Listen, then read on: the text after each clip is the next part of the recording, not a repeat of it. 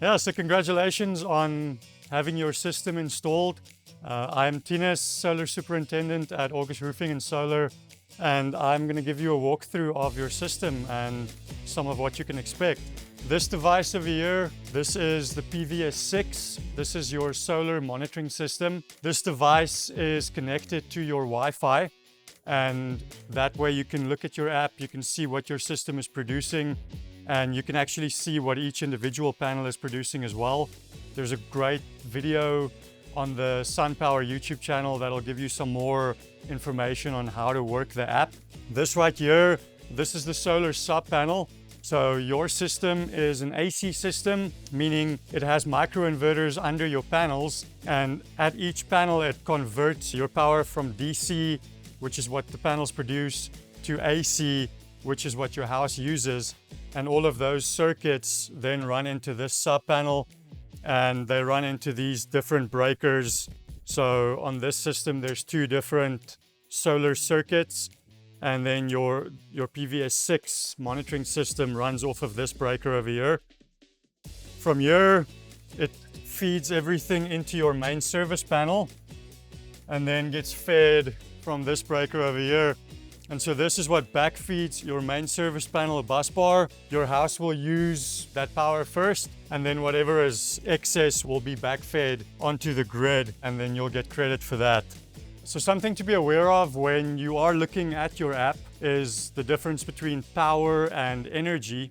So power is measured in kilowatts, and that's what's being produced in real time. So your panels, if they're 425s, they'll be able to produce technically up to 425 watts, whereas energy is measured in kilowatt hours. That is what is produced over time. So if you look at your system on the app and you want to see what your system did throughout the day, then look at energy and you'll be able to see how many kilowatt hours you produced. If you want to look at the comparison between what you're consuming and what you're producing, if you look at your utility bill, you're going to see kilowatt hours. So then you'll want to choose the energy setting on your app, look at what your energy production was, and you'll be able to compare that to your utility bill to see what your production is compared to your consumption. Or you could also purchase the extra add-on of consumption monitoring from us as well.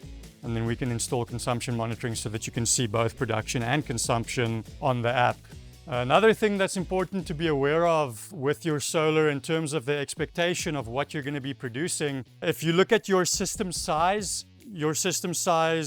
on paper is what's called the nameplate rating. Let's say you have 10 425 watt panels, that would give you a 4.25 kilowatt system or a 4,250 watt system. That is the nameplate rating. And so that's what it was producing during testing in perfect lab conditions. But that's not what it's going to be producing in the real world, because you're never going to have perfect lab conditions outside where the brightness is at a perfect brightness, the temperature is at a perfect temperature. So what you should usually expect is between 50 and 80% on any given day of your nameplate rating. If that's what you're producing consistently, then your system is producing as expected. So if you are having trouble on your app with your solar connecting and the communication of your solar, sometimes it might mean that your PVS6 is on the edge of your Wi-Fi range. So if that's the case, then you can just get a little Wi-Fi extender from Best Buy or wherever, and you can plug that in closer to your PVS6 and have your PVS6 connected to that. And that should solve that communication issue with the PVS6 to the app. This is your Hub Plus. This is basically the battery and solar sub panel. All of your backup circuits run into this Hub Plus. There's also a section where some of your non-backup circuits can run into. And then there's a section in the Hub Plus where all of your solar circuits run into and where your generation comes from. So in this Hub Plus, it has your PVS6 monitoring system as well, which measures your production and your consumption. That is basically the brains of the whole system. And what's going to happen is your solar will charge your batteries, your house will also use your solar, and then whatever is left over will get backfed onto the grid and you'll get credit for that. This is your ESS, it's your energy storage system. So this is basically your battery cabinet. You might have one of these if you have a 13 kilowatt system, or you might have two if you have a 26 kilowatt system. If you've got one of the newer systems, you might even have one that's got 3 batteries inside, and that would be a 19 kilowatt system. So you might have any of the configurations, but this is your energy storage and it houses your batteries. This is what your house is going to be running off of if you have a power outage. There's an LED screen on this ESS as well. So you can see on there these LED lights that will light up and show you the state of charge. So depending on how many of these lights are illuminated, that shows you what the level of your batteries are. Then you've also got these 2 little lights on the screen. The one shows a little battery and the other one shows an electric line. If the electric line is illuminated, then that means that you're on grid power. If the little battery is illuminated, that means that you are on battery backup power. And in that case, your little LED lights will also be illuminated orange. Then you'll also see a little globe on there. That globe is illuminated, showing you that your system is connected to the internet. Then there's a little screen with, it looks like a smartphone with a little check mark on it. If that is illuminated, then that means there's a notification on your app that you need to take a look at. And then the last one down here, the little circle with the exclamation mark in there, if that is illuminated, then it means that there's some sort of an error and you need to give SunPower a call. All of this stuff you can see on the app as well. So you'll also be able to see your consumption, your production, your battery state of charge, how much is going to the battery or coming from the battery, how much is going to your house, how much is going to the grid or coming from the grid. You can see all of that information on the app. On the app, you have 3 different modes that you can put your battery system in. The most frequently used mode is cost savings mode. So what that does is during peak rate hours, usually between 4 and 9 p.m., when the utility charges the most for energy, your system will use battery power to power all of the backup circuits of your house.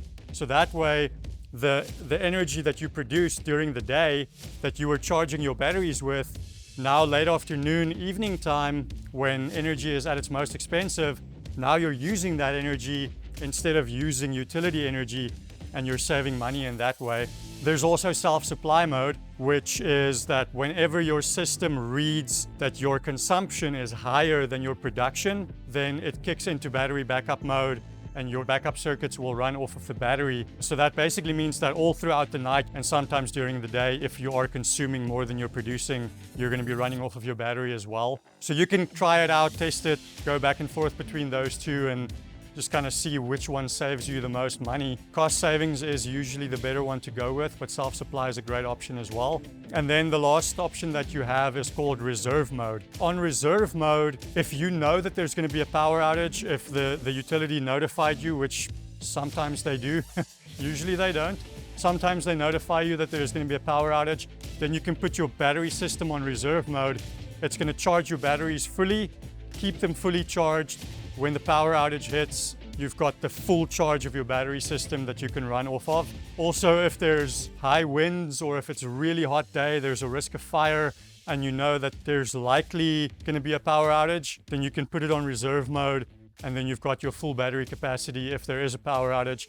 Reserve mode is not something that you want to keep your battery system on permanently, because for the health of the batteries do need to charge and discharge. So reserve mode is just, in a sense, almost an emergency mode. What you can also do is you can set the percentage of discharge on cost savings mode and on self-supply mode.